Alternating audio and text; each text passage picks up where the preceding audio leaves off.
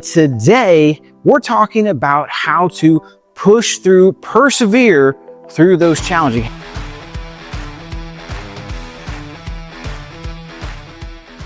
Hey there, welcome to another edition of Financially Fit Fridays, where we take finance and fitness and bring them together for all your retirement planning needs.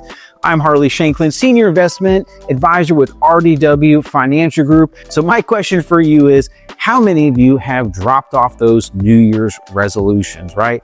Well, hey, if you have, it's not too late to pick them back up, right? Just because you miss a day or two here or there doesn't mean that you should just throw them by the wayside. I know for me, right, I'm not a huge believer in necessarily resolutions per se, but more I just look for ways to better myself, right, for both me personally as well as my family and all of our clients at RDW Financial Group. And one of my goals for this year, right, is to read 10 books. And I know that doesn't necessarily sound like a lot, right, but I would venture to guess for most of us out there, if we were to read 10 books in a year, that's pretty good. And I think I'll do it. I'm already halfway through 2 books right now for the month.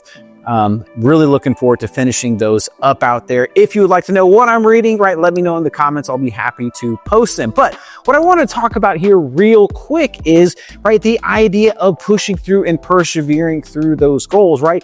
One thing I did today, I just finished up my workout. When I went into it, I said, hey, if I can finish this in about 40 minutes, I'll be happy. And I went into the workout, right, with no pressure on myself, but knowing that I had a goal, not based on time, right, but based on just finishing and accomplishing the goal, which was getting through that workout.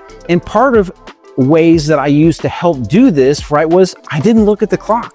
I didn't watch the clock. I just paced myself and went through each exercise, right? And what I found is that as I got closer to the end, I found more energy to push faster and harder, and I ended up completing the workout in 31 minutes. Now, what does it have to do with your financial goals? Well, here's the thing. Too often, right, we are focused on that dollar amount that's in the bank account rather than the mechanisms that get them into it, which they can then grow, whether it's your bank account, 401k, IRA, or any of those things.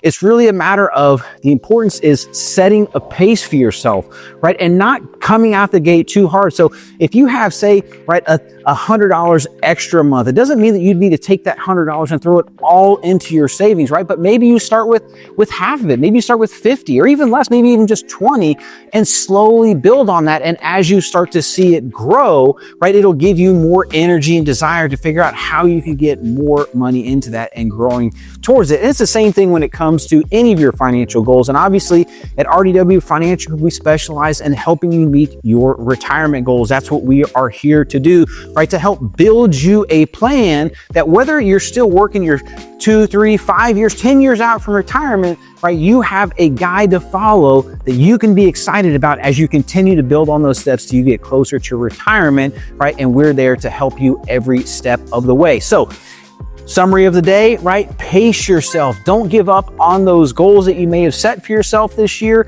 right? Set a pace that you can handle, and I promise you, you're going to find the energy to push through to that next level. So with that said, everybody, I hope that you have a great weekend, and I look forward to seeing you soon to help you create that better and brighter financial future. See you, everybody.